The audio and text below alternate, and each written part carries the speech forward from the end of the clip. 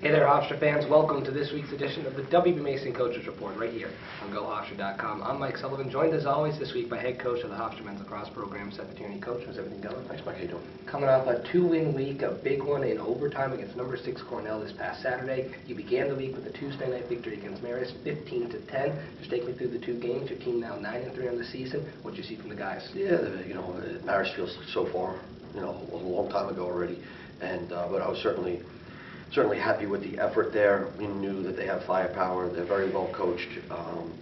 They got guys that can put the ball in the goal, and they certainly proved it that night. We were happy to win the ground ball battle and put some away and actually get a couple guys in the game that just do an unbelievable job during the week and maybe haven't been rewarded with some playing time. It was nice to get a couple of those guys in there, and Eddie Collins, certainly the one guy that stands out, that he does a great job for us. Got in there and made a big save for us, and a couple other guys, Zach Franco getting a big hit, and a couple other guys were just really doing a good job. I want to ask you quickly about Torrin Barnes' performance in that game. Career high 6 goals, career high 8 points. After maybe a little bit of a slow start to the season, he's now, I think, where he probably wants to be, knocking on the doors of another 30-goal season. How has Torrin improved in game as the year's gone on? Yeah, I mean, again, I thought he was getting some shots earlier. They just weren't going.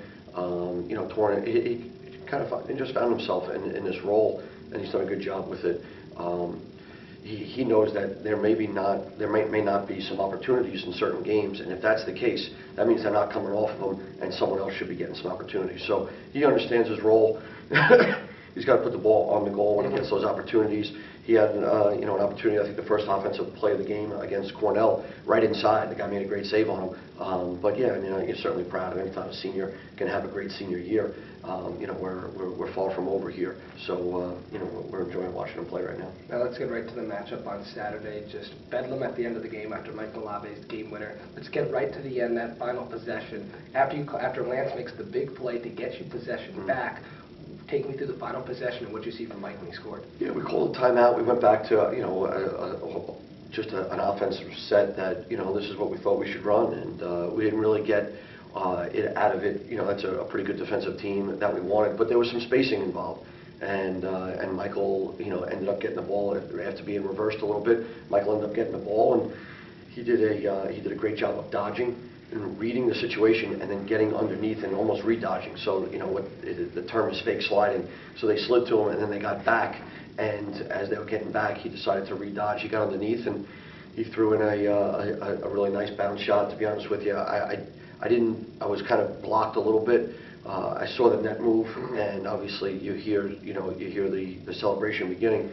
I didn't watch the game-winning goal until first thing this morning. On my copy, it was cut off, and I watched the rest of the game yesterday.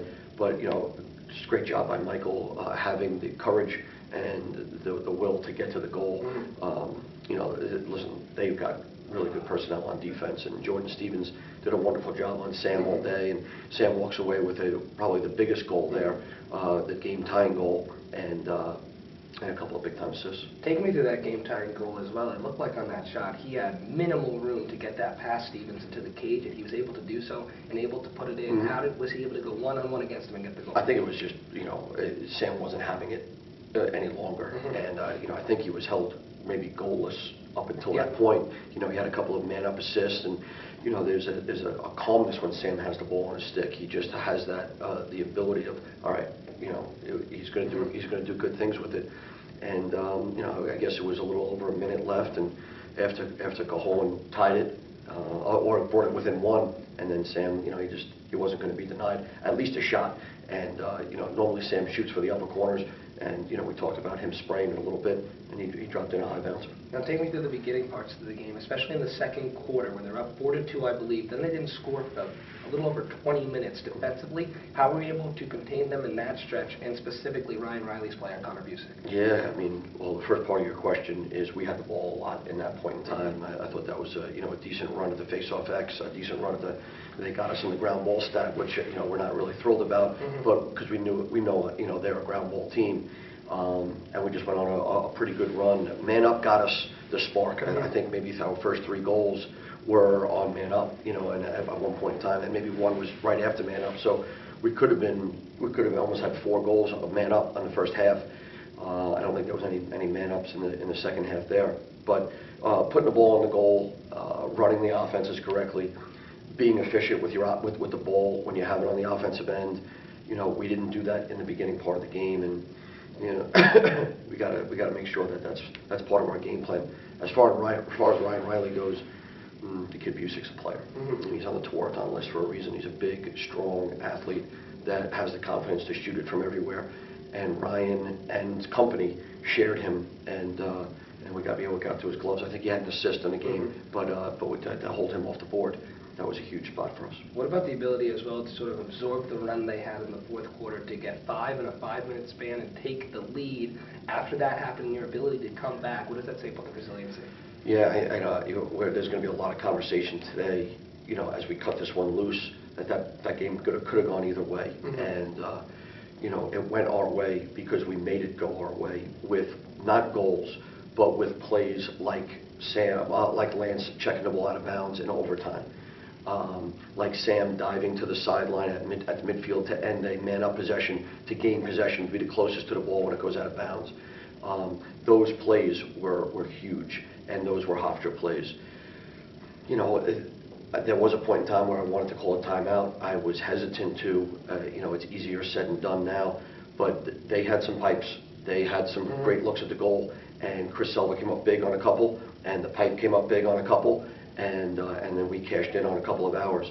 But we didn't use a timeout. We thought we were going to need both of them towards the end. It worked out that that's what we needed to do, and it was one of those things where that game could have gone either way, and a lot of credit goes to Cornell. That's a pretty good team there.